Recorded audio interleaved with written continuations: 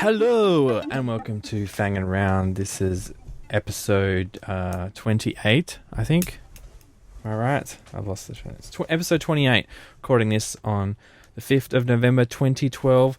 I'm James and I'm joined by, across from me, Fred. And on the internets, Gamble, what have you been consuming this week? been working my way through Breaking Bad season 2. Is it good? There's a bit more bad breaking in it, which is pretty cool. I think the first season's quite short, isn't it? Because they cut short by the strike. Don't know. Yeah. From memory. I can't remember. It's only 5 or 6 episodes. I liked it. I'm liking it. I'm up to the last episode, so maybe after tonight's show I'm going to watch the last episode. And it's kind of a frustrating show to watch because I keep waiting I just want him to be like doing bad things, and he doesn't do much bad things, and he just sort of stuffs a lot of things up. So it's a bit frustrating for me. Well, it's sort of, yeah, it's pretty, like 6 years later we're up to what I'm up to. The actual story is only 6 months ahead of, where it started on the first season. But Are you serious? yeah. So it sort of picks up immediately after each season picks up immediately where the last one ended. There's rarely like gaps in time. Yeah, wow. Okay. Yeah, okay, so it's super compressed. Or not compressed, rather. Uncompressed. But I'm enjoying it. It's just sort of... I think it continues to sort of defy my expectations about what's going to happen in it, in a good way. Yeah. Like, I think the writers consciously are doing a lot of like, hey, you imagined this was going to happen, but we're going to do this. Like twists? No, not like dramatic over the top though, like really kind of mundane. Okay. So you're like, you think this is going to be like a huge deal or something, but it's not. But it's all sort of about consequences, like everything they do kind of keeps getting referenced and pops up in crappy little ways, but like it keeps biting them, but in little ways that keep building up to big things happening. I don't know. Does that make any sense? Yeah. Yeah, I It's think like so. the butterfly effect, like little things start to... Yeah, keep tripping them up, and it's cool. But it's definitely sort of a lot quieter than I imagined it would be. Yeah. I There's thought not it'd be a a lot lot of- more over the top and confrontational and dramatic, and it's not. It's kind of quite understated. Yeah, there's sort of like these big impact moments, but then in between's like just the build up between, there'll be like 3 episodes of build up to like, a 3-minute scene that's just like, is brutal, whatever. Yeah. So it's pretty good. So I've been checking that out. Breaking Bad. I don't know. Have people heard of it? Is it popular? It's pretty popular. It was a couple of years ago. Oh, I'm way behind the curve in everything, so it's just popular in my world now. You've started watching as well? No, I'm planning on though. You won't like it, better. Fred, because there's science in it. It's chemistry. I don't know anything about chemistry, so I can't. Well, there's hardly any science. I can't be totally down on their chemistry. What have you been consuming, Fred? Not a lot, really. Unfortunately. I went and saw Killing Them Softly by Andrew Dominic. Brendan talked about seeing it last week. He's the guy who did Chopper and the Assassination of Jesse James by the Picard Robert Ford. And that was pretty cool. It was kind of like an American version of Chopper.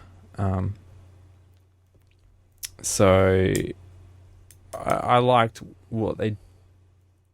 How can you have an American version of Chopper? It's pretty quintessentially Australian.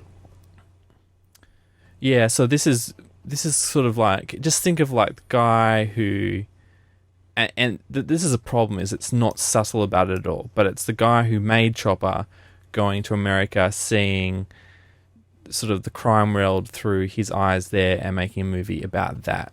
And it references a lot of the stuff that concerns us, how there is, America, with its lack of, public health care and everything like that, and relying on tipping and stuff like that for wages. It's sort of like there's no safety net in America. You just perform or you die, basically. And he's basically made a crime film with that theme in mind.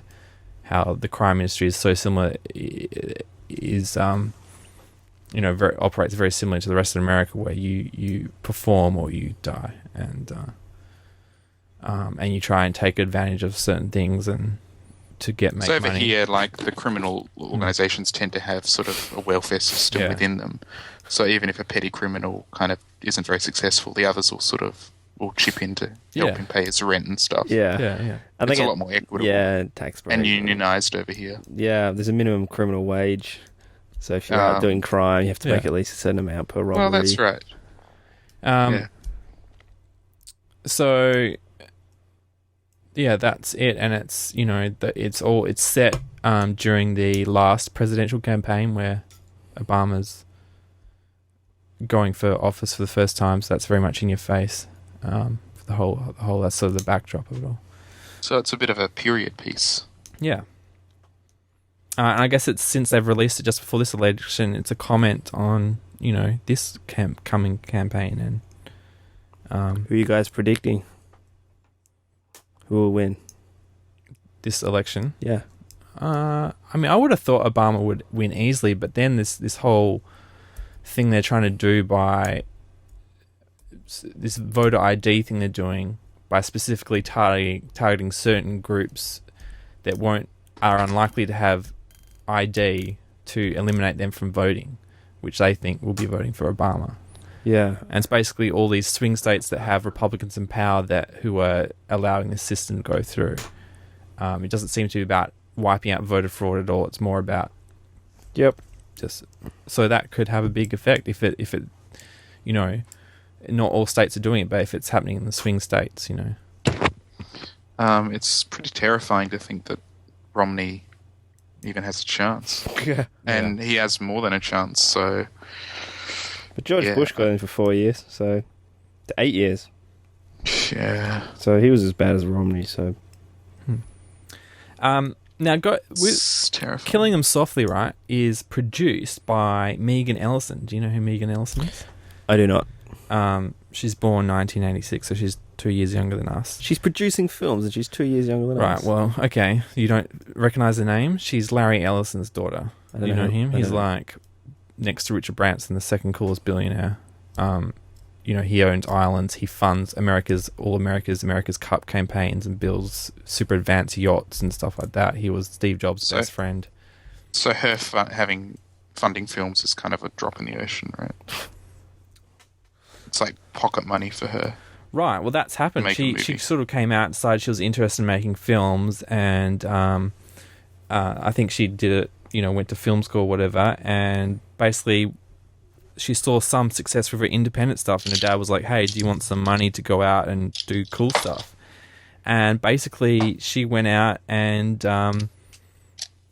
she's like, what are the coolest filmmakers around? Let's make those movies. So she's funding the Coen brothers, she's funding Paul Thomas Anderson with The Master, she's funding Andrew Dominic with Killing Them Softly, Spike Jonze, she's producing the next Spike Jonze and Charlie Kaufman team up,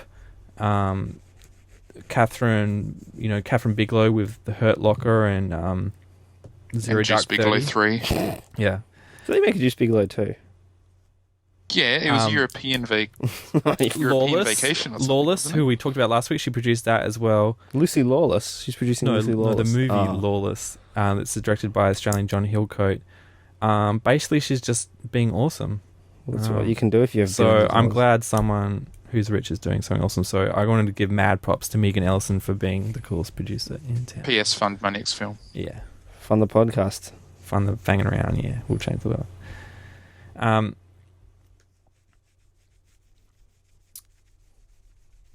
Hot tip on the cool new show. Have you guys been checking out any new shows this season? Like what? No? Ben and Kate. Has Zoe been watching that? No. No, that's the new hot tip for Is that those two fat people? No. It's Is a that block that one brother and with sister. Hugh Jackman and he's a time traveller from Oh, I like rewatched that the other century day. Yeah. England or something? No. I rewatched that recently. It's quite a weird film. I watched Carrie. What's that? Talked to Cam about it. It's like a 1976 horror film by Stephen King. Mm-hmm. You seen it? Directed by Stephen King or written? Written by Stephen Yeah. King. It was based on one of his The novels. rest of his first No, I've novel. heard about it, but I haven't seen it. No one's seen it. That's unusual. Did you do that for Halloween? Yeah. It was very weird. It was 70s. So everyone's getting naked and there's lots of below the belt shots. Titillating? Titillating. Lots of bush. Of all varieties. Oh, right. Oh, was this? And it's got a scene where it's got a fast forward in it and lots of zoom. What? Lots of zoom, and it's got a scene where they actually fast forward for like a few seconds. Is it Do you think that explained? was the Australian censor board? No, it's like a sort of a completely out of left field comedy bit. Hmm. No. It's like a montage. They're trying on suits, and there's like a little bit of like maybe 3 seconds of fast forward. Is it a bit Benny Hill? Yeah, it's trying to be like that. I don't understand why they do that. But I don't know film too well, so it was very weird. Apparently they're remaking it I have heard that's with someone, I can't remember who. I don't know any names in cinema. I think it was Kim Kardashian. There's a video of Kim Kardashian's sister giving birth to a girl. Did you see that? What? Like the full on? No, it's sort of looking down, and she actually pulls. They let her pull the baby out herself, so she's leaning down, sort of. What? Do they do that now? I don't know. I guess it's one of the. Do they do what now? You're the resident baby expert, Campbell. Do they let you by pull your own default. baby out? Is that a thing now that you should do? I don't know if it's something you should do. I'm sure it's something that if you're able to do, you could do. There was a woman, a female surgeon, who I think C-sectioned her own baby. Brutal. Why? Yeah. Well, she was just like, I think she was like an obstetrician or whatever, and that's what she did. And so she was just like, I'm going to do it. That doesn't And they were sound like, a good okay, we'll have idea. some support staff in case you like freak out, but What's that happens? All the doctors down Antarctica, they have to do surgery themselves. I think there's been a few cases. Somebody pulled out their own appendix. Some badass Russian dude. Chloe Moretz, the girl from Kick-Ass, is going to be the next character. Oh, yeah. Really? Yeah. I went and saw Perth Arena. Did it blow your oh mind? yeah. Went to the So preview ugly. night. What was it like inside? Still It ugly. is. Super ugly. It It's is. gonna- Well, I mean, it's been so long since I've been to Perth Entertainment Centre, so my sense of scale is probably all skewed. But it just seems like Perth Entertainment Centre 2.0.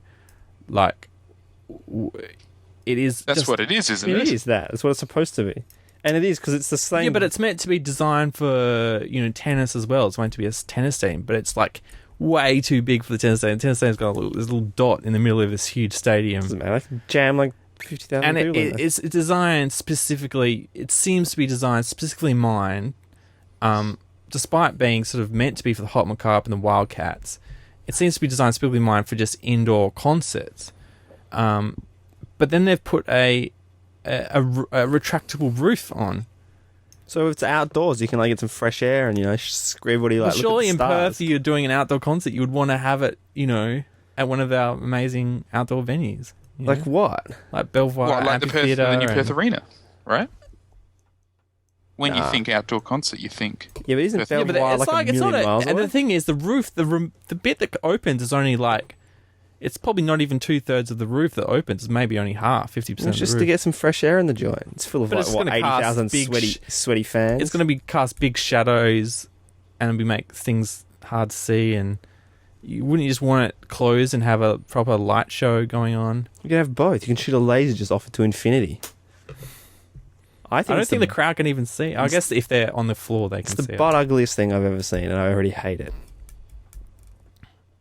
it. You were defending it before, James. Now you've been there. You were a little quieter, so that I When assume was that I defending it? I said it was just better than the convention center, which is, just so mediocre. Yeah, but this is like... This is they actually went out and tried to do something. It's Yeah, but they've totally failed, so maybe mediocre would be the best But mainly, the only thing that's ugly about it is that whole blue theme they're trying to go with. Everything else I would think is good. Triangles. No, the blue thing. Like they've got that blue but what's feature their out other the theme? front. Angular and triangular. It's horrible. Yeah, but they're trying to create interesting think shapes. the, As you're walking around the you know- wings, every sort of room you go into is a completely different shape, and it's kind of interesting. Yeah, I think the main problem I have really is the cladding Yeah, it's like... that they've chosen. It's so obnoxious. It's just so cheap. And the piping. Yeah, it's sort of There's that like cheap. white, weird PVC piping they've just stuck on the outside. Yeah. I think if it wasn't for those two, It's still not finished either. Like some bits haven't been clad. I'm just how hard is it to get it clad? Like you've been building Yeah, I know. 6 years. Some bits it looked like they were still working on it. I think inside was just so dirty. Like they're gonna have to clean all the inside because like all the interior paneling was just covered in dust, and you can see workmen's footprints on the walls. And So why were you there? What was Yeah. the thing that was on? well, they're doing it. I guess because Elton John's coming next week to open it officially. They're doing a test concert to test out sound systems. So they had free tickets to this thing. Who was playing? It was just some local bands and Draft. Do you know Draft? Apparently they're hip hop. Oh, yeah. I couldn't bear it. I got about halfway through and I was like, I'm going home. It's such a... I mean, I hate live music that involves people on a stage and people staring at. What's the other kind of live music where everybody turns their back and they just play? Yeah, or you just it's just part of the atmosphere and you just enjoy it. Oh, okay. So, like- and you interact with the people around you rather than just staring at the stage. So your ideal concert's like cocktails with a nice quartet in the band back. playing. Yeah, that's great live music. I can't stand it. Like, it's terrible. And I can't get over, like, how... I think the most stagnant art form in the world is anything that involves an electric guitar. It's just people standing on stage, strumming guitar, going, oh, yeah, I'm awesome. I'm like... the Beatles and Led Zeppelin perfected that, 40 years ago. Get over it. Let's move on, It's like me saying, anybody who's just putting something on a camera. They've been done. Yeah, but It's you all do been done. say that, Fred. You say you don't like cinema. Yeah, but That's fair not 'cause criticism. I'm over it. It's not because I've seen it all. It's just because... But it's people it's just... and this indoor theatre, it's just all echoey. You can't hear the lyrics or anything like that. It's just terrible. They would have built it for better sound. No, because it's trying to be all these things at once, I'm sure. I don't know whether it's possible a venue that huge to have good... Sure it is. I'm sure if you design it... Do you think that if they put this all over the walls... I was listening to This this stuff I'm pointing to, Fred? David Byrne from the Talking Heads. I think it was a TED talk he gave. It might not have been. And he was talking about the history of music and how the history of music is directly linked to the history of venues and the spaces that the music was created to fill.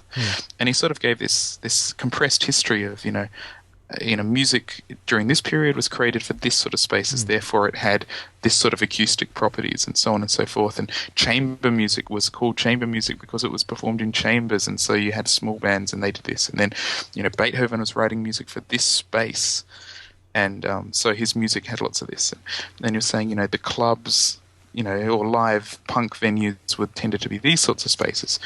And he was going on, and now there's lots of music that's written primarily for people to listen to in their cars, with a sound system in their cars, or in a club, which is like this. And then he was saying, lots of bands, like the huge bands like U2 and stuff that started out in clubs or pubs rather, performing these sorts of songs, then build their way up to becoming like stadium bands that only play stadiums, that have like the worst acoustic properties in the world for any venue. So you have to write music that like sounds like this sort of a sound. No way. Right? Because it's not like U2 writes their music in a stadium. How do you know? Well, you got kind of douchebags. They can afford to hire one out. You'd still write it in a short of studio. stadiums in Europe to hire out during the week. But I guess we'll get into this a bit later. But I just feel that about Star Wars. Especially the prequels, and they are deeply, deeply flawed movies, right? But the thing is, when people came out of the theater, people loved them. I never heard someone complain. The bad reviews and stuff, it got reviews on Talking about Rotten the prequels? Tomatoes. Yeah, the prequels. It wasn't until they came out on DVD where people brought them home and started watching them on their crappy small TVs with their DVD players that people started ripping into them and going, "Oh, this is crap, this is crap, this is crap." Because that's not George Lucas. True, he film designed it specifically to what the big screen experience. And I honestly don't. I remember walking out of the Star Wars films at the cinema, and people were just buzzing about it, going, "Oh, this is awesome! This is great entertainment and stuff like that." I don't think that's true. It is true. What, you heard people whinging? People were like, "Yeah, that was pretty good. That was pretty good. That was pretty good," because they didn't want to admit to themselves that it was crap, and then they got home and they went, "Oh, actually, that was a bit shit." What? No, after they saw the DVDs, because the backlash didn't come until the DVDs and stuff like that. No, I don't think that's true. I think it was bombed. No, from the people. So you hate it in cinema, but you don't like Star Wars. So not really. You're not really good. And he doesn't like cinema. I hate cinema as Yeah. well. It's the most stagnant of all the arts. So you think Capturing electric light guitars are really, rockets. the electric guitar and a drum kit's just pushing the art form forward? I don't think it's pushing it any further forward than a film in terms of rate of pushing forward. But you can go to different films and have different experiences. The different bands and have different experiences. No, you don't. I mean, you might, when you get a really good performer. You know how I experience music. Tell me, from what bands have you gone to see where you had just radically different experiences and emotions? Well, I don't know. I haven't seen that many guitar-based bands. Right. It's because I don't really listen to guitar-based So music. you haven't really That's thought all your right. opinion through that. No, because, I just haven't seen that many guitar music. It's just... It's like saying people with keyboards are just like, well, this is stagnant. I wish people would just go back to acoustic, like there was this girl that I wanted to get to do a I think what you said the Freudian first time was slip. right, James. girl I wanted to do. Yeah. There's this like soundtrack or a score for a short film that I wanted to make, and because I wanted to do a musical, like I've always wanted to do a musical, and I wanted to do the music for it. And the reason I was after her is because I saw her post videos of her playing guitar on YouTube just in front of her webcam, like on a MacBook, and just uploading it straight to YouTube, just completely raw and just amazing, beautiful, so simple. And I was just like, that's exactly what I want. And she had announced like on her Twitter feed saying that, I've got my first album, I've got it done, recorded professionally, and sort of hyping it up. And I actually pre-ordered it on iTunes, and I got it, and it's just, there's none of that. It's all produced. It's all like electronic or using electric guitars and stuff like that. It's just, it just everything. It just seems so flat and mediocre. There's none of the dynamicness of just her in front of the MacBook with a crappy microphone, which is way more compelling than whatever the thousands she spent getting that album recorded. What about like live albums? Well, it depends. If they're just sitting there just jamming on their guitars going, yeah, yeah, yeah, and you can't hear the lyrics or anything like that. No. I don't know. It depends which live album. Yeah, I think live albums tend to be a bit of a conceit, don't they? What do you mean by... There's so much post work that tends to go into it. It's like, what is actually a live album? And they don't really get taken seriously by music, but the best concert I've ever seen, which I wasn't at, was that Tenacious D. We got the DVD for, and it's just two of them with acoustic guitars just rocking harder than I've ever seen any band do, and they were just all acoustic. It wasn't acoustic. They would have. Oh, I guess that would be amplified, but they're not electric guitars. Yeah, but there's no drum kit, there's no bass, so it's just those two just rocking out, and it was amazing to me. Isn't that just a testament to Tenacious D and not necessarily?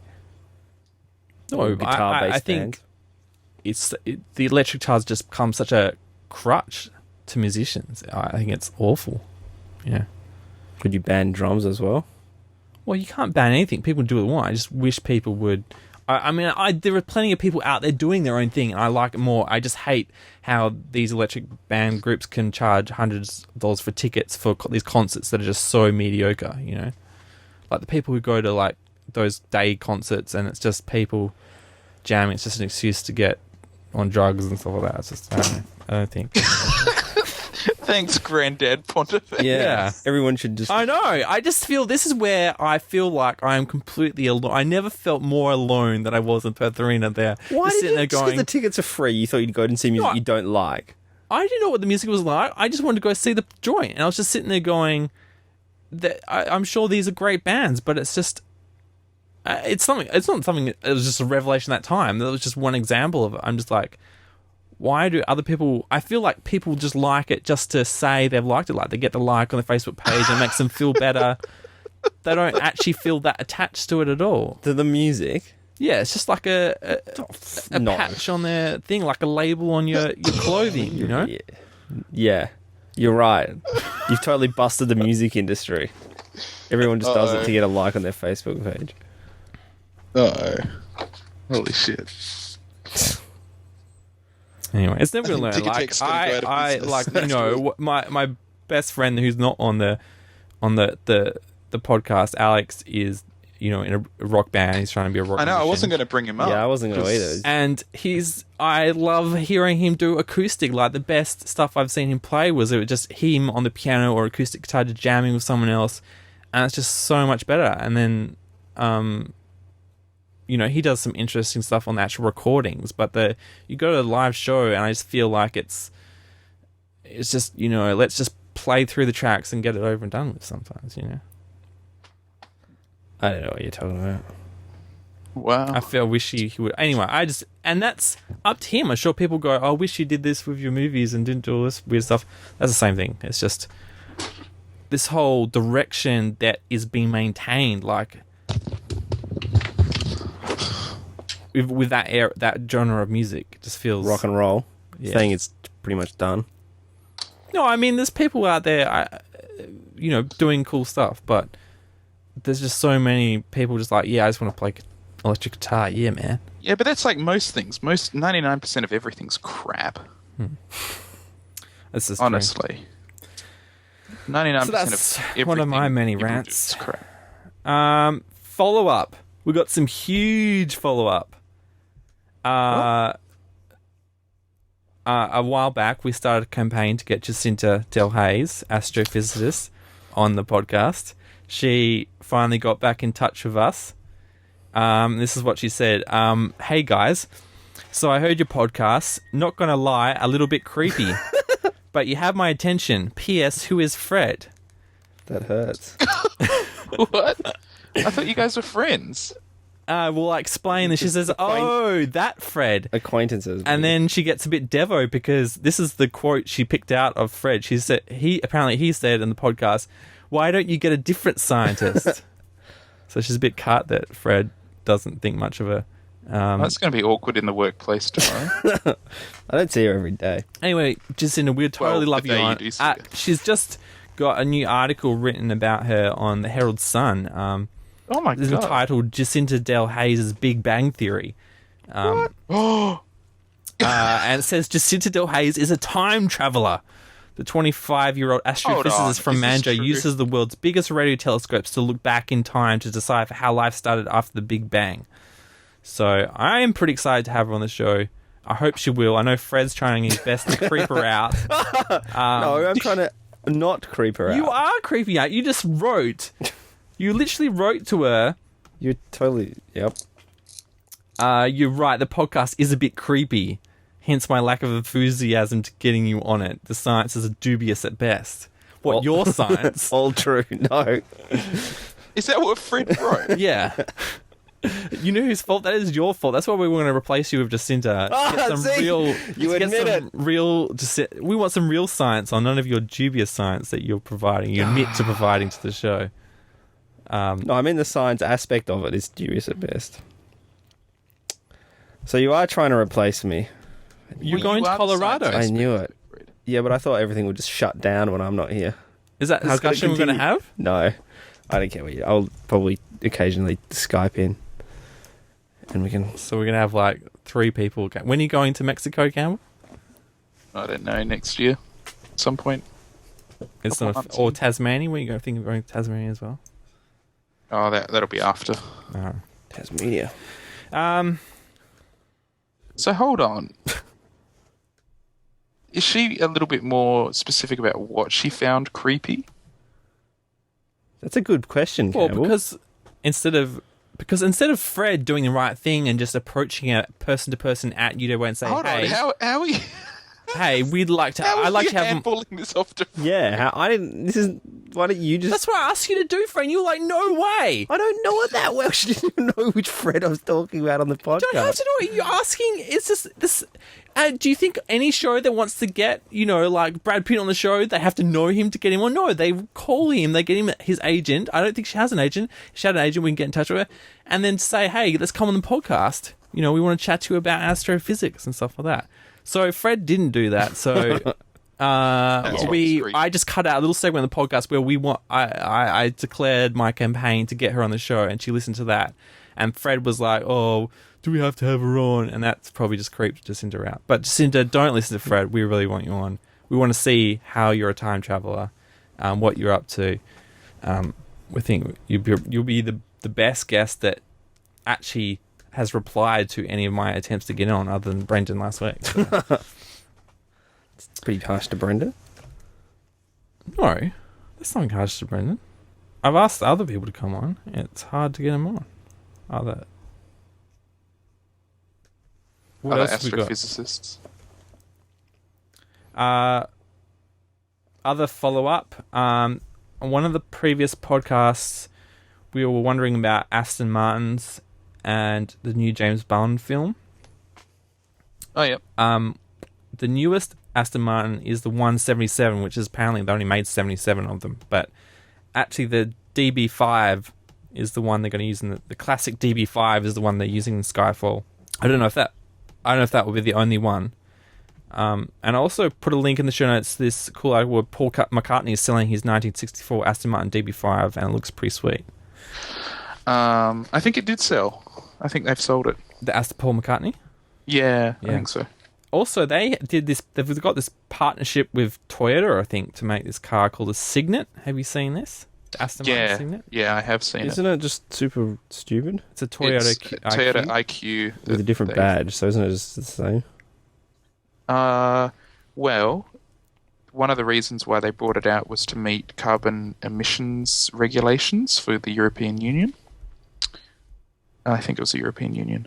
So because car manufacturers over their entire range have to meet a certain carbon allowance, so obviously all the other Aston Martins are like supercars, and then they have one that's like super, super fuel economical, so it all balances out. That's such a waste of time. Yep. But to get an Aston Martin Signet, you have to actually own an Aston Martin. Do you get it free with an Aston Martin? No. And it's quite expensive. But they sold out of them as soon as they were offered. They've even made the hood look like a... Yeah, I'm not sure what the deal is with them currently. But they sold out of them. They're sort of like little town cars. That's so stupid. I wouldn't. If I saw that on the street without having read this article, I'd think, what an idiot. He's put an Aston Martin badge on, like this crappy little Toyota thing. Yeah, but guess what's crazy that they're talking about doing now? What? Why don't There's rumours that Aston Martin's going to do a limited run of the Signets fitted with their V12. Really? Because it actually fits in the engine bay. Wouldn't that just be sort of almost dangerous? Yeah. Have you seen the Top Gear episodes where they all get souped up hatches and go around Europe? Do you want a Signet now? Like if it had a V12 in it? Wouldn't that defeat the emission thing? Yeah.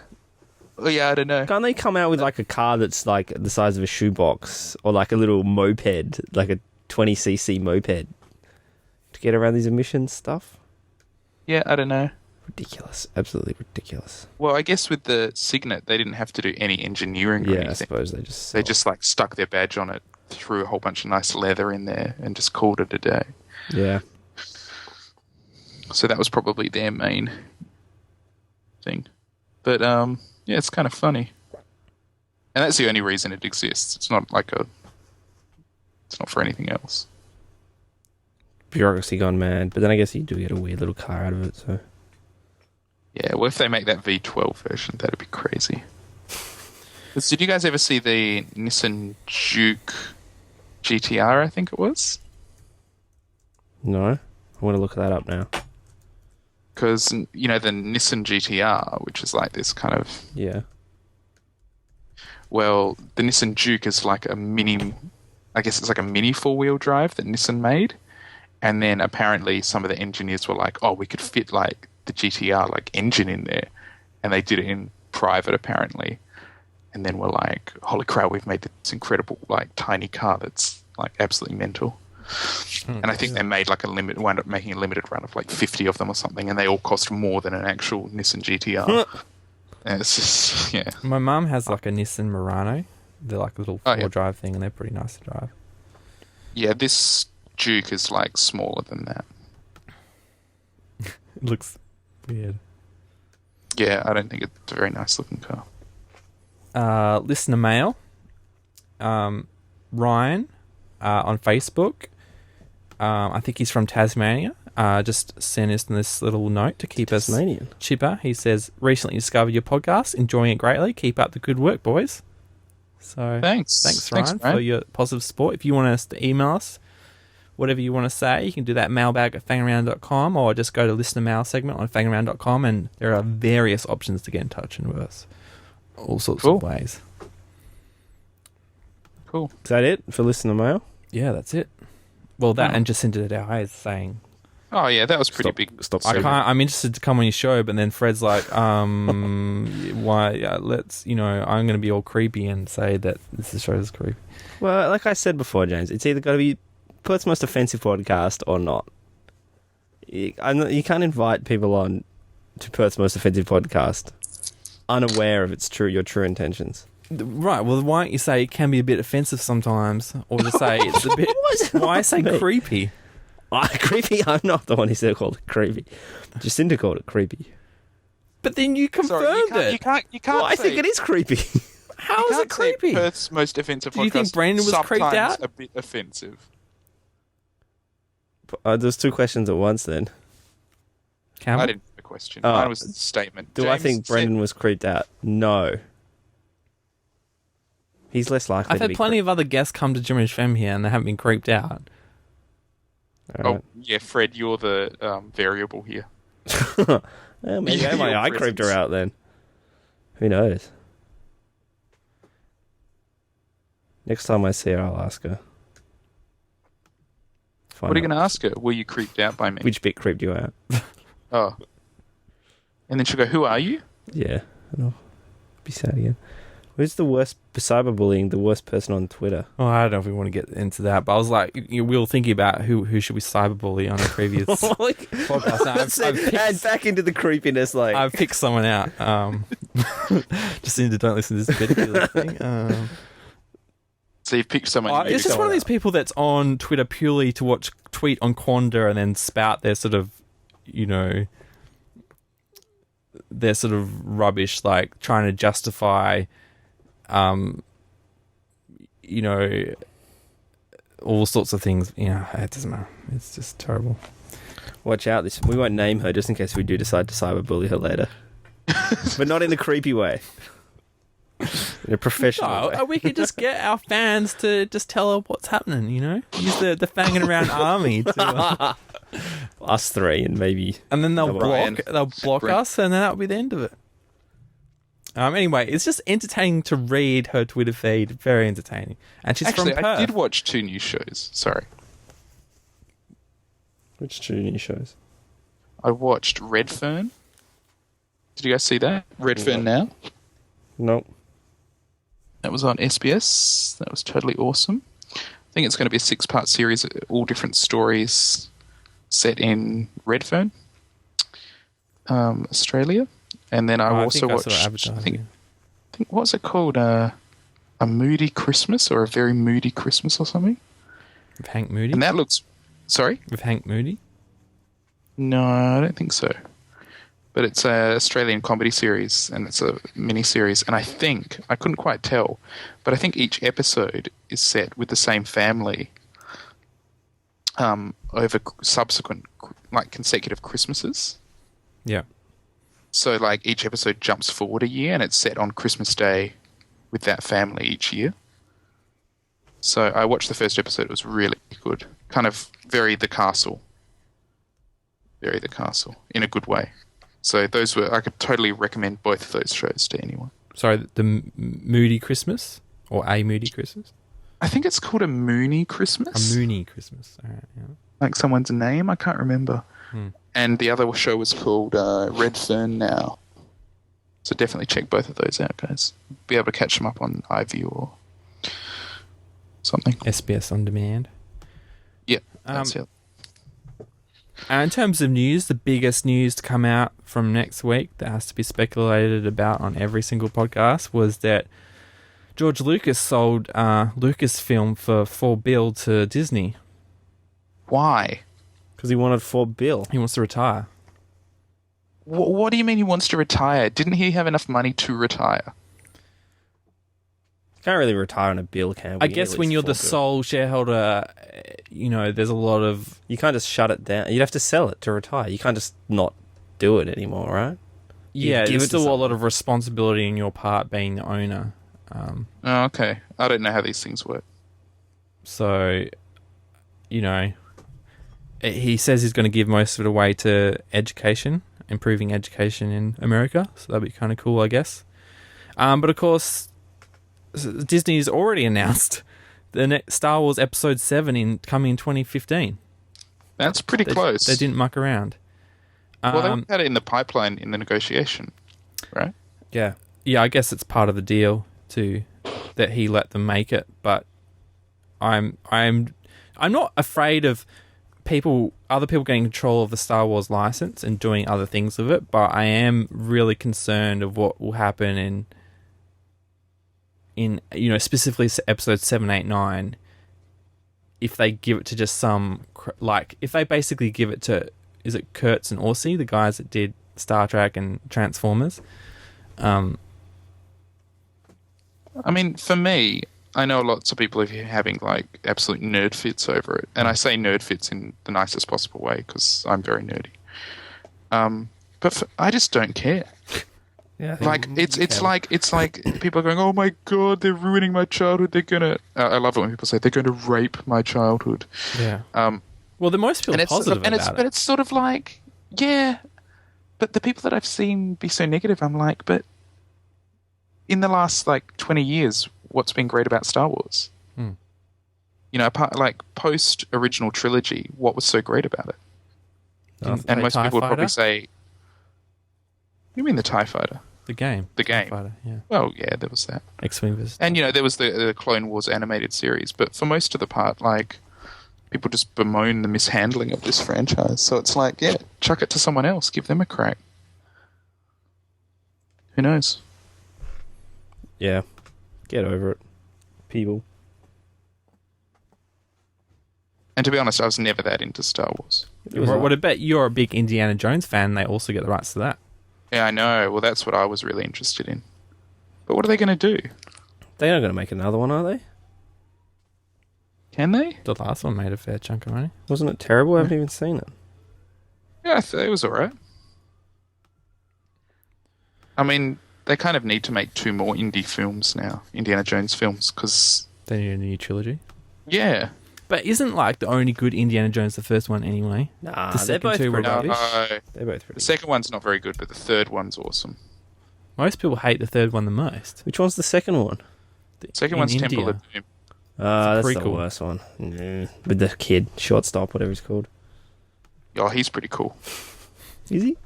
And not at all offensive. He's not. Well, he speaks with that accent because he's from that country. It's not racist. Depends what you mean by racist, I guess. Some guy jumped out of a helicopter in Derby.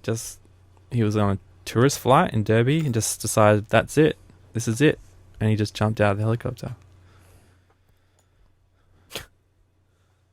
I read that. Do you think guys think one day you're just going to go, yep, that's it. I'm checking out. I don't know.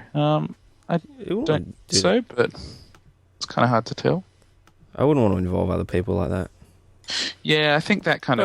Well, what's worse, dying sick and old and having constant attention required, or just jumping out. Or like, No, and I'm talking about just, some guys just flying his helicopter having a good day and then you just like totally ruin it by killing yourself. I But if listened you to don't know some him, would you still be upset? It's not like you if I crashing. was You don't have the gills of Imagine you if crashing a helicopter. You were like, giving someone a lift and they just like jumped out of their car and killed themselves. You just feel like, well, Yeah, as long as I didn't cause the accident. you'd be totally fine with it. It would be distressing, but I wouldn't, it'd be one of those things. Yeah, so I the stress. listened to this fantastic documentary, and it was all about train drivers who've had people commit suicide in front of them. And it was just like harrowing and full on.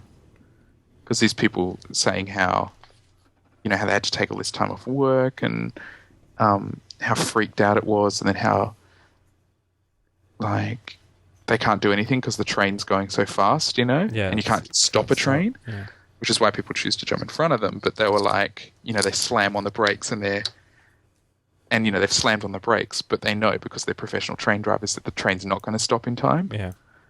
But they put the brakes on anyway because that's all they can do, and they just like have to watch themselves plow over these people, and how it just like totally freaked them out. And then one guy was saying how for like 10 years or something he was fine. He like went back to work the next day, drove trains for 10 years, and then just had this like complete meltdown and had all these flashbacks about it and had to quit and retire. And anyway, Every 5 years, I have a complete meltdown, and it's due about now. What I was going to say. It could happen any moment now. What's the trigger? I don't know. It just happens, And it's like the 5 years between those things. I don't even understand how people could be depressed or anything. I just don't get it. Like, why don't you just cheer yourself up? But then I hit this. You mean thing. like you get depressed or you get angry? No, like depressed. Like it's just, and not depressed as in just a mood. It feels like an actual physical sickness that you can't help. It's like having a flu, and you can't just take a Panadol and make it better. yeah, I mean, I guess that's what depression is. Yeah.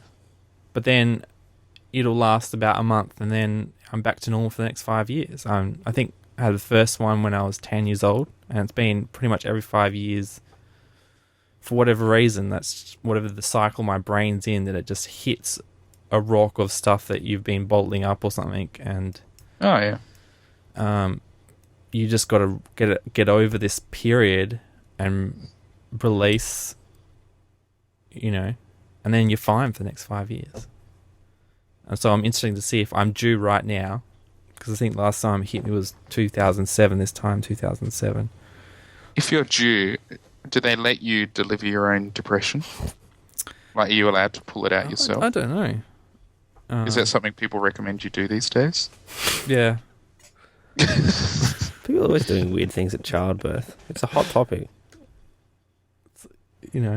Everyone's got their own method and stuff like that. It's a hot topic. Fred, this is why Jacinta doesn't want to go on the podcast. Because Why? you're describing pregnancy as a hot topic. Yeah. God, this is... Maybe it why is we me. need a female. Maybe it is me. It is you, Fred. You're the cause of everything. Yeah. If Zoe, We need can Jacinta on to bring us down to text a earth. beep beep. Zoe's the one who wanted us to have a girl on the podcast. I think it's only appropriate, since we've been promoting females in science, that we have a female scientist. Have we That's been right. promoting females in science? Yes. Oh. Science, it's a girl's thing. Science is Yeah, a girls- that's- we that's take our the- most popular we take the- episode, and our downloaded episode, Science is a Girls thing. Is it? Yeah. Okay. Speaking of science, there's a really cool article here about, they interviewed Elon Musk on Wired about his plans to go to Mars, and basically when he sold his business and became a billionaire, he was just going to buy a rocket from the Russians, like an ICBM. He actually went to Russia to buy an ICBM, but they were going to charge him $40 million per rocket, and he wanted to buy two, one as a backup, I guess, so that would be $80 million. And by the time he set up and launched that, he would have spent his entire earnings from selling PayPal and that. So he talked to some people that he knew and stuff like that, and got talking and realized, rockets made by the old industry, like the aerospace industry, are made so expensively. They're basically using the technologies from the 1960s. And so if he worked out that if he can use today's technology and the latest technology in welding and stuff like that, that he can make, each rocket launch for... apparently he can launch a satellite for $7 million now, rather than the $60 million it normally costs. So he's cut the cost by a sixth, or something like that. And his ultimate aim is now is obviously taking the long way, is to now hopefully make enough money launching satellites to actually, be able to send some rockets to the moon, to the Mars, sorry, and perhaps go there himself. And he hopes to sort of die on Mars, but just not on impact. So he's going to do it. He's going to go there and just see what it's all about. Yeah, he's hoping so. But did you hear about his original idea, Campbell? I started reading the article at work, and I got a bit busy, and it was pretty amazing, though. Yeah, what he wanted to do, basically what he wanted to launch on the ICBM was a greenhouse, which basically landed on Mars and took a photo of flowers flowering over the desert landscape of Mars, and just send that back and make it the new image that's as powerful as the blue marble that we got when we went to the moon. I don't think it would be as powerful. Well, it's setting a goal we have to be an interplanet. If we want to continue on and push our knowledge and keep telling our stories for long as possible, we have to become an interplanetary species, Because, what's the meaning of life? There's nothing really. It's only to just keep telling stories. And that's the only real thing we have, is to keep going. And so, some people think that, each human, the human race is an organism as itself, and each of us is just like one cell. And if we want to keep the actual human race going, we have to keep doing stuff and defeating the bad cells, which are like cancer, which are like the people who are trying to mess this world up. And anyway, so I'm totally pumped about that. Yeah, he's one of those pretty cool entrepreneur billionaires. Cool billionaires. We just had a list. Cool billionaires. Cool millionaires, I guess they could. It was three. There's Larry Ellison. Who's the third? Elon Musk and Richard Branson. Oh, what's Richard Branson doing? Why are you so down on Branson? You could argue that we've had this argument Bill before. Gates is becoming pretty cool because Branson doesn't... He went to the bottom of the ocean and he flew around the world in a balloon. And he's trying to create an airline that goes to space. Why are you so down on those two awesome things he did? Virgin Galactic. You're like, oh, he went to the bottom of the ocean. Yeah, what a bitch. Didn't he sponsor all both of those things just involve sitting down, right? Oh, man. What do you do? Don't you just sit down at work, Fred? No, I have to stand up. And shoot lasers? Yeah. I'm sure he had to stand up occasionally when he went... Did he design any of these things? No, but he pays people who do. So he pays people and then he employs people, intelligent people, to do cool stuff and not build nuclear bombs. It's pretty cool. I don't know. He could be cooler, though. How? Have you heard his story? He made his money from nothing. He became rich by producing Tubular Bells. Have you heard Tubular Bells? It's a concept album, Fred. He turned this took this kid, I can't remember who's the artist of Tubular Bells, took his idea for an album, Tubular Bells, and none of the, of course, traditional record companies would fund it at all. Mike Oldfield is the artist. None of them would do it because it's just a concept album. It's, the entire two-sided record as sort of just one musical piece that isn't, was so unique to the time. It wasn't trying to be Beethoven. And so he was like, I'm going to release this myself because this is so awesome. And it became super successful. That allowed him to start Virgin Records, and everything spurned off from that. He is like, he wasn't born with money. He was just this poor guy with dyslexia and just, had to compensate by being a really good talker and, enthusiastic about things. And it's just... Fine, take it back. He makes the list. Only because you're so passionate about him. Anyway, God, if you shut up about Branson, I'll let him in the Yeah, cool pretty club. much. Branson. there's some other science links here, but we probably have to move on. We're about to finish up.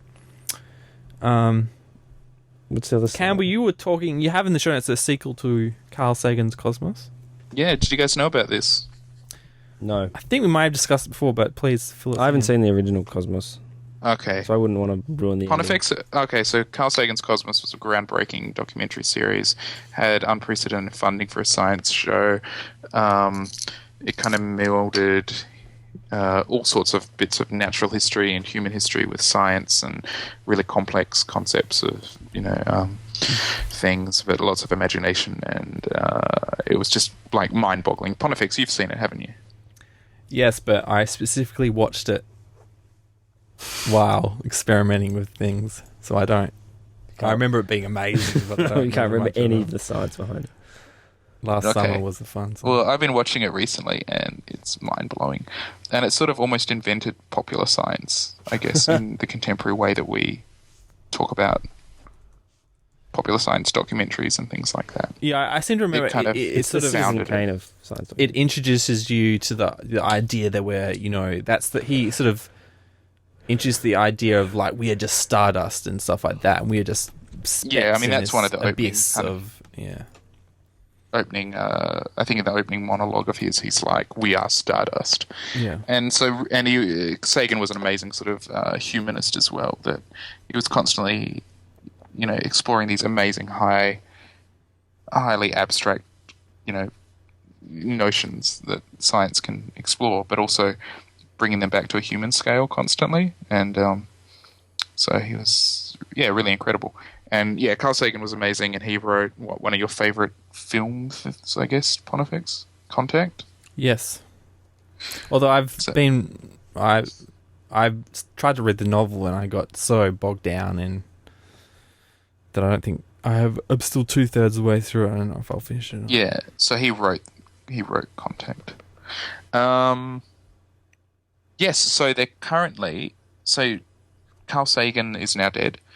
But his last wife, because he had a couple of wives during his time, not all at once, but his last wife is now producing a sequel to Cosmos. And do you know who is taking Carl's role? Better not be Brian Cox. Unfortunately, not Brian Cox. Oh. That would have been my choice. Jacinta Del Hayes. No, that would be Pontifex's choice. I think I've heard that it's Neil deGrasse Tyson. It is Neil. That's a good thing. I haven't seen any of his work, so... Do you listen to his podcast, Fred? No. So Neil's producing a sequel. But is there more information that... I guess there is. Yeah. What, has physics found out anything new since the 80s? No? Last couple of decades have been a write-off? Not a huge amount. Nothing We could probably ask Jacinta Del Hayes, but Fred... She'd have an opinion on that. I'm totally down on that. There's pretty much been no news in physics since about 1916. But one of the Except things... the quantum soul, Fred. What's that? That's a bunch of bullshit as well. One of my favourite things in Carl Sagan's Cosmos is he opens, he has his opening monologue about, the interconnectivity of everything and what we're going to be doing in this show, and it will be kind of exploring universes as small as atoms and atoms as large as universes, and we're going to be engaging our minds and our imaginations and so on and so forth. And he says that he invites everyone on a voyage or on a starship of imagination, because we're going to be exercising our minds essentially, and it's a big act of imagination. And he the first kind of, after that monologue, the opening sequence of the show is set aboard a dandelion starship that he travels through the cosmos in, and he introduces us to deep time and sort of how the galaxies work and stuff. And it's like pure science fiction and amazing and awesome. But Neil deGrasse Tyson was asked about that opening and sort of like, will the dandelion starship make an appearance? And he was like, oh, well, that was one of the things about the show that was really polarizing, and we're not sure how we're going to deal with that yet. And so for me, like, him doubting that fundamental premise is like, no, you're not the right man for this job. If he can't see, like, yeah, but how it's perfect doesn't he just narrate it? But wasn't that so part of that era though? Like, it wasn't made during the Flower Power era, and it's No, I think it was made in the 80s, so it was all like post-Cold War.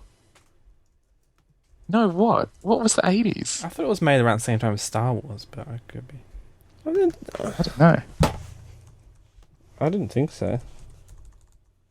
I guess we could look it up pretty easily. We are both looking it up. Yeah, 1980. So it would have been. It possibly was made right in the start of 1980. Things were maybe a little bit more naive back then, so you could have a dandelion spaceship and hoon around in it. Anyway, that concept that blew my mind. He gets it, Who gets it? What? Sagan. Oh. Dandelion starships, man. But I mean, we've highlighted before on Fangin' Around. We've put some of the YouTube videos of people just taking clips of Neil deGrasse Tyson, speaking. Like if there's that great speech of him saying, if we just took a penny from every tax dollar and put it towards NASA, we could, do amazing things. He has that same, like, he's very different to Carl Sagan, but they have that same passionate voice that is... Oh, and it's reaching people. Yeah, yeah. And It's so that's why I feel like he has to do it in his own voice to make it effective. If he just tries to... Yeah, I agree with that. Do Carl Sagan, but with updated CGI, it would just bomb, I see that point.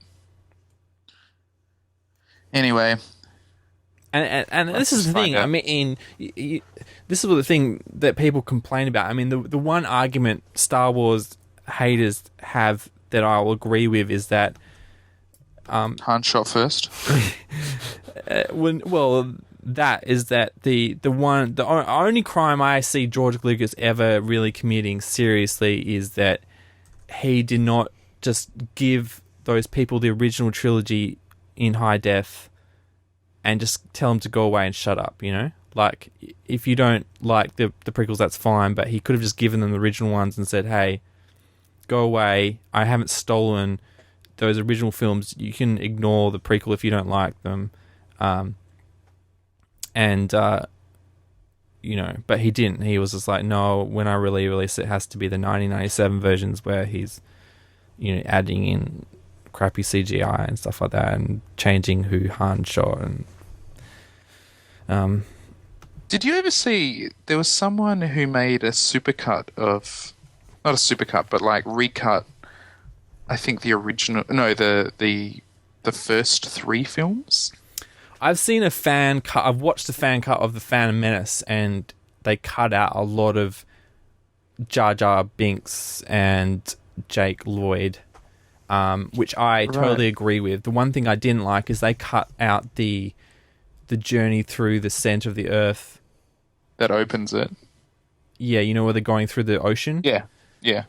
Which some people hate that scene, but that's part of the mystery of Star Wars, going deep into this world. And I thought that was that bit really worked really well. So that's it. So I'm totally... The things that I don't like about Phantom Menace are I'm not that fussed about Jar Jar Binks. Like, it's not great, but there are characters in the original trilogy that I kind of don't like either. It's it's mainly just the Jake Lloyd and that idea that he sort of just accidentally blows up that starship that just lost all kind of... Yeah, that bit was pretty crap. Whoops. Yeah, exactly. Yeah. Like, that's was such an unsatisfying ending. But someone recut episodes 1, 2, 3 into like a cohesive new film.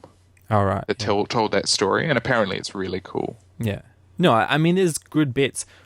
I think it's deeply flawed, but I think what people don't realize was those were the first, like, super CGI films, you know. He started that, you know. Before with CGI, it was just touches here and there before those films.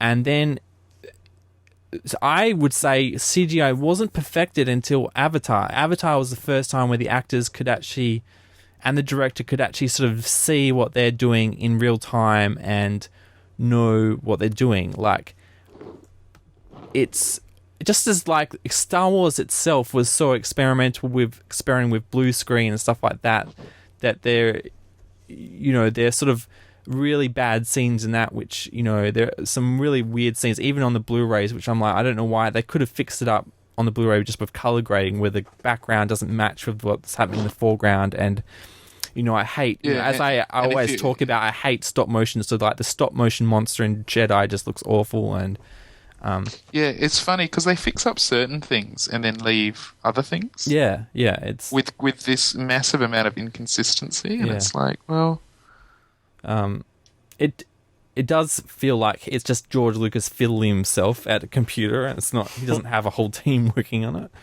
And maybe it is just one dude at LucasArts fixing up. But that's the reality. Is all CGI films from that time were really really bad. Like, you know, if you think about the good films that were sort of CGI heavy back then, it was like The Matrix. But the original Matrix was, you know, all those special effects were actually shot on film, and then they they did it in a much more traditional way, even though there was cool things they were experimenting with. But of course, when The Matrix Reloaded came on, everyone hated that because they said, oh, let's screw taking lots of photos of stuff. Let's just do it all in the computer, and people hated it. So yeah, I think the first Matrix felt like it had a lot more CGI than it did. We wouldn't have movies that these people just creamo themselves over, like the Star Trek remake, if George Lucas hadn't gone out and experimented and made mistakes, you know. But I think the big problem isn't so much the technological mistakes. It's like the storytelling mistakes he made. Yeah, but most of it's good. It's just the acting and the and the script. And right, but the acting is because they're talking to tennis balls on a green screen. Oh, if they're a decent actor, they should be able to get around that. Obviously, they're acting, right? I think, you know, Anakin Skywalker was just badly miscast, you know. Yeah, but presumably George Lucas miscast him. I think I really like the storyline. You know, if I read the treatment for those Star Wars movies, I would be just like, hell yeah, this is going to be good. It wouldn't. I think it was all good. It was just the actual, like, the chemistry between Natalie Portman and what's his name is just terrible. And isn't that well within the scope of a director? It's not just CGI and sets. You have to get the right actors and get the best out of them. Right, but I don't think maybe he should have let other people direct it. But I still think George Lucas should have written it. Mm. Yeah, he's a pretty crummy director, but he created that universe. People should be down on their knees thanking him that they even had a childhood worth raping, you know. What's all this long haul flight action?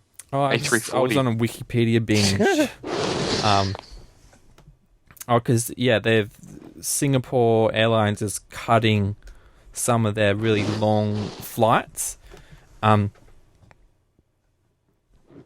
which, like, you could fly like Singapore to New York direct, or Singapore to Los Angeles direct. And they're like the two longest flights in the world. And so they had these A340s, which was this aeroplane that sort of Airbus sort of introduced to compete with the 747. But it was just a single deck. So it's like the longest, until the A380, I think it was the longest aircraft in the world. Or at least the longest passenger aircraft in the world. And because of these, that was designed for these super long flights, the Singapore versions of the A340 had to actually be designed with morgues on board in case, someone died on the flight, because quite often on shorter flights, you would just cover up the dead person, just leave them in the seat, but you don't want if that happens on other flights, you don't want to have them sitting there rotting for 10 hours. If it's on an 18-hour flight, so they've actually got morgues on board. How are you guys as flyers? I'm an excellent When you flyer. hop into an aeroplane, how do you feel? I get super excited. I'm giddy. That's how I describe myself. No. Usually because I'm No going nerves? somewhere interesting. Nah. What about when you're coming back? Sleepy, probably. Just sleep. Have you guys ever flown into Adelaide? I have, but I don't remember. Did they clap when they landed? No, what? Happened to me last time I flew into Adelaide. Thought it might just be an Adelaide thing. Oh, right. It's like at the end of the flight. Was it a bumpy flight? I know they usually clap on end of... I think it's an American thing, isn't it? Is it? Have you flown in America? I can't remember. It's a big Hispanic thing, I think. Oh, really? Okay. Is it? The A330 actually hasn't had any fatal accidents, right? The biggest accident happened when it's claimed the A3 flight 358 from Paris to Toronto actually crashed pretty much, but everyone survived, and the event was called the Miracle of Runway 24L. Did they make a Christmas film out of it? Well, probably. But people actually got to use those slides, and they worked, and people survived before the plane blew up. Apparently my granddad invented those slides, or is involved in their Fred. construction. Name dropping. Your granddad? Yeah, I'm going to drop names. Where did you do that? My own name. Like for British Aerospace. For Dunlop. Whenever they were made. Where did I don't he know. This work? is like one of those family stories. He worked at Dunlop. In England? Yeah. Like rubber sort of things. Did he invent the condom? I don't think Dunlop invented the condom. Oh, He didn't rubber. invent the Dunlop volley. He didn't. And the other big A340 crash was a brand new aircraft just rolled off the factory and just basically just rolled into a... Oh, what? It rolled out of the factory and No, crashed? they were taxiing It crashed out off of... the end of the conveyor They were belt. taxiing out of the factory, and the pilot forgot to put the brake on and just drove into the terminal and just Oh my smashed.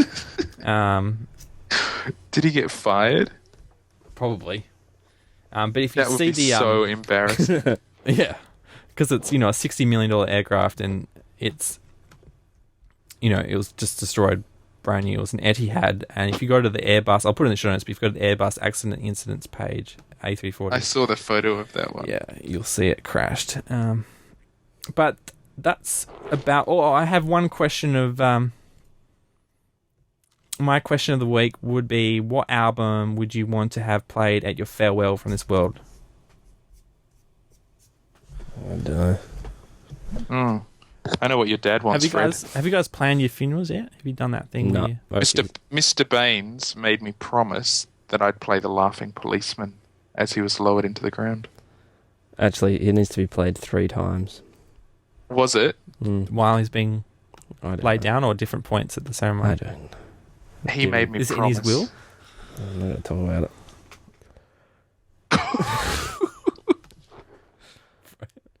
What, you're embarrassed? No, I just... I don't know. It's private. Why did he tell us?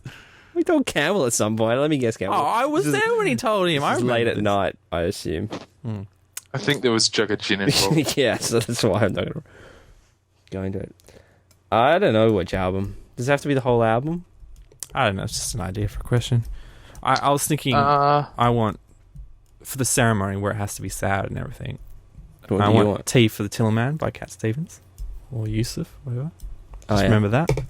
It's historical now. Put it Is on that sad record. or is that Come back happy? to this episode. It's, well, I guess I like it because it is sort of sad. But I get happy. Sad music makes me happy because I sympathise with. But like at the ceremony, if you want to dance, I was thinking like "Praise You" by Fatboy Slim. I don't know if people are going to dance at your funeral. It's usually a sign of disrespect. Well, I'm giving you permission now to organise a dance, and that's what he would have wanted. I think it'd be disrespectful not to dance. Yeah. I don't know And if I'm in the mood. yes, we say, this is what he would have wanted. Yeah. Dancing. Like the laughing policeman. Dancing. I don't know. I'm quite partial to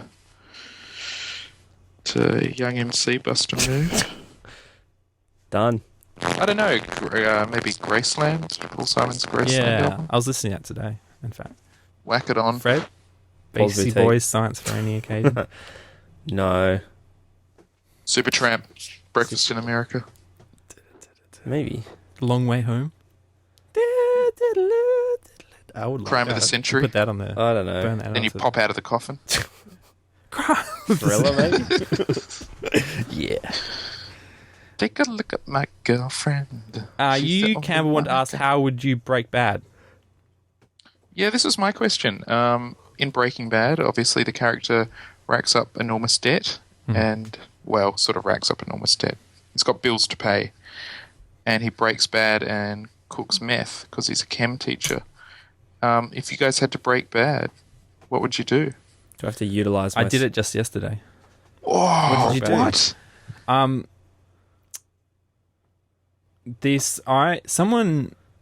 I found like a purse like 10 years ago. And it had no name on it, but I just kept it in case someone would come find it, and it had $40 with it in it. And so I've kept it for 10 years, haven't touched it because I felt guilty. By the day I was like, I'm desperate for money.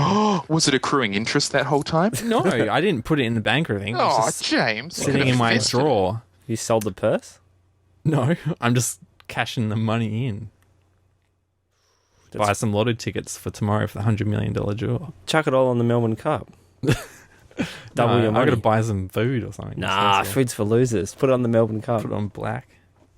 Nah, tomorrow's like the betting nation's favourite day. $100 million Oz Lotto jackpot and the Melbourne Cup. Wow, it's We going should to go off. should get a holiday. I reckon one person's going to win all of it. Yeah.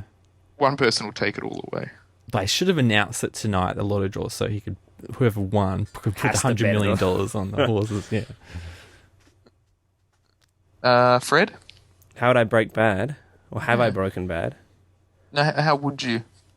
Do I have to use my sort of skills? I don't think so. I think Would you just, cook meth? you know, what sort of crime do you think you'd get into? Cybercrime? I don't know. Like ASL? Bashing people? I don't really have any particularly criminal tendencies, so I don't know. Stealing things. probably. Horticulture? Shoplifting. Because for a while there you were getting into a bit of, horticultural action. I think the profit margin's too low. But out the York, set up a big grow house. No. I don't know. Property development. What do you become? There's not pimp, really Fred? any way. Like in chemistry, you can kind of go bad and get into drugs, but in Pimp out physics, Zoe. there's no. I'm just going to ignore that statement, James. I don't know. Maybe I already have. Oh. I haven't. I'd probably rob you guys. That'd be the easiest thing. Do you just steal stuff from uni and then equipment and then just Yeah. eBay it? and Yeah, then probably that'd be easiest. But it's all really specialised, so it'd be so obvious. you have to come up with the perfect plan for it. I need a. Yeah. Well, apparently, my supervisor was looking into buying a fibre splicer, which is like this really, really technical piece of equipment. And he went on eBay and he looked it all up, and the people were showing him photos, and they had serial numbers and all this sort of stuff. And he just got a funny vibe from it. And this thing's worth about 60 grand. Whoa. And he was communicating with them, and he was really close to buying it. And then he thought he'd look around some other places, and he saw the exact same photos on some other website. So someone was actually going to try and scam him for this really technical piece of scientific equipment for $60,000. So Whoa. people do it. And I guess if you're a scientist and you need to buy this equipment and you buy it off eBay, you might be too embarrassed to turn around to whoever gave you the money and say, actually, I got totally ripped off by some dude. So I was trying to buy it on eBay. Wow. So I guess it does happen. I could do that. sell fake equipment on eBay. Yeah. Yeah. I'd probably go to North Korea and just say, I know physics. Can I join your missile program? Apparently, they only let do 1,000 that. tourists in a year. I would To love North You have to Korea. go on a waiting list or something to get in. Yeah. Or maybe it's just 1,000. because they have to have a chaperone the whole time, so maybe there's a limited number of chaperones. Yeah. Would you ever consider going? I'd love to go. Just to see it. Check it all out. Oh, Colin Barnett's on Q&A tonight. I'm missing it. I don't really like... I've never watched a single not even a minute of Q&A. Fred, get Really? into it. Tweet, Quanda. Oh, I don't want to hear these people's opinions. Ugh. Anyway, that's about wraps it up. Thanks for tuning in. Adios.